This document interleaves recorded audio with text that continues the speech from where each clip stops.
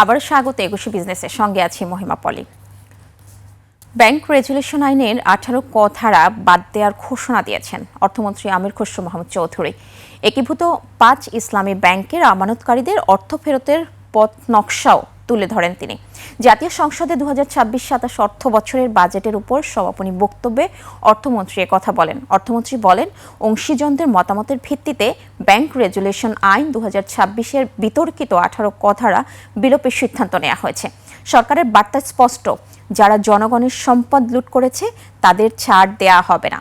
একই সঙ্গে আমানতকারীদের অর্থের সুরক্ষা নিশ্চিত করা হবে। বিএনপি সরকার গত 10 এপ্রিল অন্তর্বর্তী সরকারের করা ব্যাংক রেজুলেশন অধ্যাদেশটি আইনে পরিণত করে।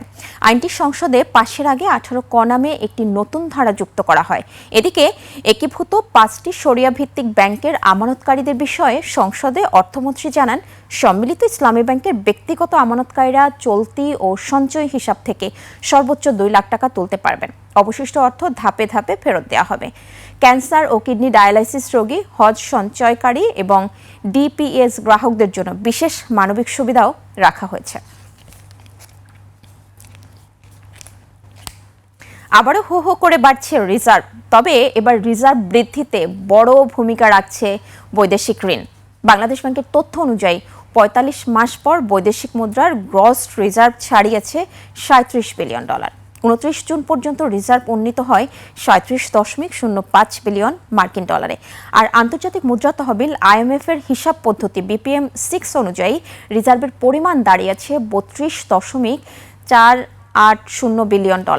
ইন্টারন্যাশনাল ডেভেলপমেন্ট অ্যাসোসিয়েশন ID এর ঋণ ও অনুদানের 66.71 লাখ এবং এশীয় উন্নয়ন ব্যাংক ADB-র $1 বিলিয়ন ঋণ যোগ হওয়ায় রিজার্ভে বড় উল্লম্ফন হয়েছে। এছাড়া প্রবাসীদের পাঠানো রেমিটেন্সও রিজার্ভ বৃদ্ধিতে বড় ভূমিকা রাখছে।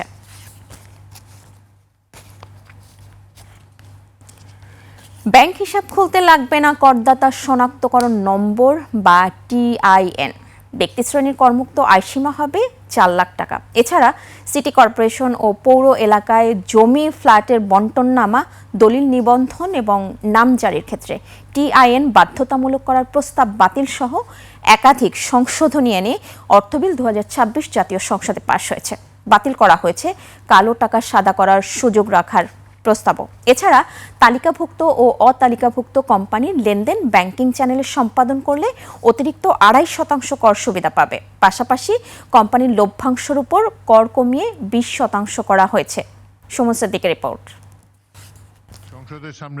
পাশ হলো অর্থ বিল 2026। বিল পাশের আগে এর উপর আলোচনায় অংশ নেন প্রধানমন্ত্রী ও সংসদ নেতা তারেক রহমান। বিলের বেশ কিছু জায়গায় সংশোধন, বাতিল ও প্রত্যাহারে অর্থমন্ত্রীর প্রতি অনুরোধ জানান তিনি। প্রধানমন্ত্রীর প্রস্তাবগুলো গ্রহণ করা হয়। করের বোঝা বাড়ানো আমাদের লক্ষ্য বা উদ্দেশ্য নয়।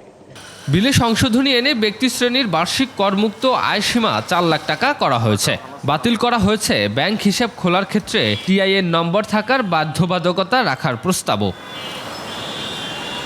এছাড়া সিটি কর্পোরেশন ও পৌর এলাকায় জমি ফ্ল্যাটের বণ্টননামা, দলিল নিবন্ধন এবং নামজারি ক্ষেত্রে TIN বাধ্যতামূলক করার প্রস্তাবও তুলে নেওয়া হয়েছে। কালো টাকা সৃষ্টি হওয়ার শঙ্কায় প্রকৃত মূল্য ও মৌজা মূল্যের পার্থক্য নিরসনের প্রস্তাবিত বিশেষ বিধানটি প্রত্যাহার করা হয়েছে। ভ্যাট কমেছে অনলাইন ভিডিও ভিত্তিক সেবা, সামাজিক যোগাযোগ মাধ্যম ও সার্চ ইঞ্জিনের বিজ্ঞাপনে। আমি আইন বিচার ও সংসদ বিষয়ক স্বর্ণ, রৌপ্য, প্লাটিনাম ও হীরার অলংকার কেনার ক্ষেত্রে 50 পয়সা হারে উৎসে কর কাটার বিধান যুক্ত হয়েছে। শিল্পের কাঁচামাল আমদানিতে শুল্ক ও কর কমানোর পাশাপাশি কিছু ক্ষেত্রে প্রত্যাহার করা হয়েছে। এখন বিল সম্পর্কিত স্থায়ী কমিটি পুঁজিবাজারে তালিকাভুক্ত কোম্পানির কর পরবর্তী নিট মুনাফার 30% কম লভ্যাংশ বিতরণ করলে ঘাটতির উপর অতিরিক্ত 10% কর দিতে হবে। তবে ব্যাংক, বীমা ও আর্থিক প্রতিষ্ঠান এই বিধানের বাইরে রাখা হয়েছে। ব্যবসা প্রতিষ্ঠানের ব্যাংক হিসাব, ঋণ গ্রহণ, ট্রেড লাইসেন্স নবায়ন, বিদ্যুৎ গ্যাস সংযোগ, মোবাইল আর্থিক সেবার মার্চেন্ট হিসাব এবং প্রতিষ্ঠানের নামে যানবাহন নিবন্ধনের ক্ষেত্রে ব্যবসা শনাক্তকরণ নম্বর BIN বাধ্যতামূলক করা হয়েছে। কার্যপ্রণালী বিধির অর্থ বিলে যৌথ উন্নয়ন চুক্তির আওতায় জমির মালিক ডেভেলপারের কাছ থেকে ফ্ল্যাট, নগদ অর্থ বা অন্য সুবিধা পেলে সেটিকে মূলধনী প্রাপ্তি হিসেবে গণ্য করে কর আরোপের বিধান করা হয়েছে। উপস্থাপনের জন্য আহ্বান জানাচ্ছি। সুমন সিদ্দিকী বাবু, 21 টেলিভিশন। দেশের বাজারে আবারও কমেছে স্বর্ণের দাম। এবার ভরিতে কমেছে সর্বোচ্চ ৩,৩24 টাকা। নতুন মূল্য অনুযায়ী 22 ক্যারেটের প্রতি ভরি স্বর্ণের দাম নির্ধারণ করা হয়েছে 2,21,966 টাকা। এছাড়া 21 ক্যারেটের প্রতি ভরি স্বর্ণের দাম 2,11,993 টাকা। 18 ক্যারেটের প্রতি ভরি 1,82,075 টাকা এবং সনাতন পদ্ধতির প্রতি ভরি স্বর্ণের দাম 1,48,774 টাকা নির্ধারণ করা হয়েছে। এদিকে 22 ক্যারেটের এক ভরি রূপার দাম নির্ধারণ করা হয়েছে 4,491 টাকা। এছাড়া 21 ক্যারেটের এক ভরি রূপার দাম 4,257 টাকা নির্ধারণ করা হয়েছে।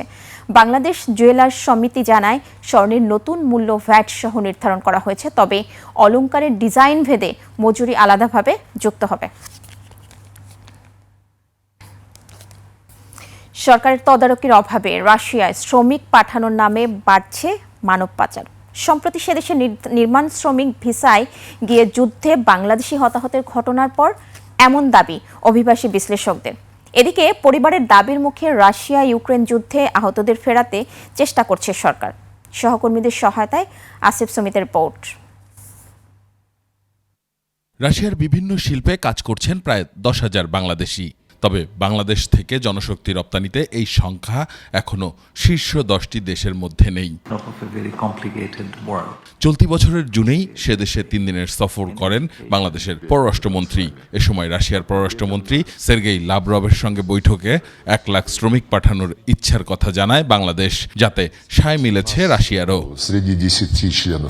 তবে সম্প্রতি সামাজিক যোগাযোগ মাধ্যমে ছড়িয়ে পড়া একটি ভিডিওতে দেখা যায় রাশিয়ায় নির্মাণ শ্রমিক হিসেবে যাওয়া জামালপুরের আরমান আলী ও চাঁদপুরের মাইনুদ্দিন রাশিয়া ইউক্রেন যুদ্ধক্ষেত্র থেকে জানিয়েছেন বাঁচার আকুতি। প্লিজ আমাদেরকে রক্ষা করুন, উপরে আল্লাহ পরে আপনারা আমাদেরকে রক্ষা করতে হেল্প করুন প্লিজ। তারা বলছেন কয়েকটি এজেন্সির মাধ্যমে 30 জনকে পাঠানো হয়। পরে তাদের কাজ দেওয়ার কথা বলে 3 দিনের প্রশিক্ষণ শেষে 2 দলে ভাগ করে পাঠানো হয় যুদ্ধক্ষেত্রে। অন্যদের ভাগ্যে কি ঘটেছে তা অনিশ্চিত। আর 14 জনের কি অবস্থা সেটা তো আমরা জানি না এখন পর্যন্ত। আমাদের 16 জনের ভিতরে 4 জন মাত্র জীবিত আছে এখন, তাও সবাই আহত। এই 2 জনের পরিবারই এবার তাদের দেশে ফেরাতে চাইছেন সরকারের সহযোগিতা।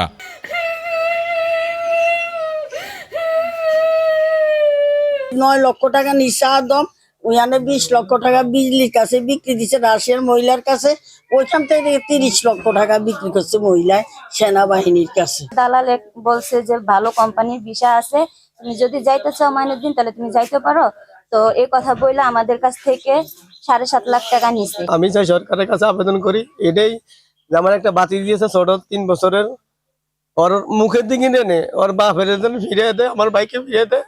স্থানীয় প্রশাসন বলছে এই 2 প্রবাসীর পরিবারের বিষয়টি জানানো হয়েছে সরকারের উচ্চ মহলে। জেলা প্রশাসন স্যারের মাধ্যমে আমরা পররাষ্ট্র মন্ত্রণালয়ে পাঠাবো এবং যতদূর সম্ভব ওনাকে ফিরিয়ে নেওয়ার ব্যবস্থা গ্রহণ করবো এবং যে দালাল চক্রটি যারা জড়িত আছে তারা যাতে আইনের মধ্যে যাতে চলে আসতে পারে, তাদের গ্রেপ্তার করতে পারে সেই বিষয়ে আমরা ব্যবস্থা করবো। কল্যাণ বোর্ড এবং বিএমইটি প্রবাসী কল্যাণ মন্ত্রণালয়ে আমরা যে ঊর্ধ্বতন আমাদের কর্তৃপক্ষ রয়েছে তাদেরকে আমরা এই সম্পর্কে জানাবো। দূতাবাসের মাধ্যমে যে সহযোগিতা করা যায় সেই সম্পর্কে আমরা লিখব। অভিবাসী বিশ্লেষকরা বলছেন সরকারের তৎপরতার অভাবে জনশক্তি রপ্তানির আগেই সুযোগ নিচ্ছেন অসাধু ব্যবসায়ীরা। সরকারের যাচাই বাছাই করা উচিত, কোথায় যাচ্ছে, কতজন যাচ্ছে, তাদের সাথে যোগাযোগের মাধ্যম কি, তারা গিয়ে কি জানাবে, তাদের কতজন বিপদে পড়েছে। আমি মনে করি সরকারের পক্ষ থেকে একটা পূর্ণাঙ্গ রাশিয়ার বিষয়ে একটা তদন্ত প্রতিবেদন করা উচিত। বড় আকারে রাশিয়ায় শ্রমবাজার উন্মুক্ত হওয়ার আগেই দালাল চক্রের কারণে বাজারটি হারিয়ে যাওয়ার আশঙ্কা করছেন বিশ্লেষকরা। আসিফ সুমিত, 21 টেলিভিশন, ঢাকা।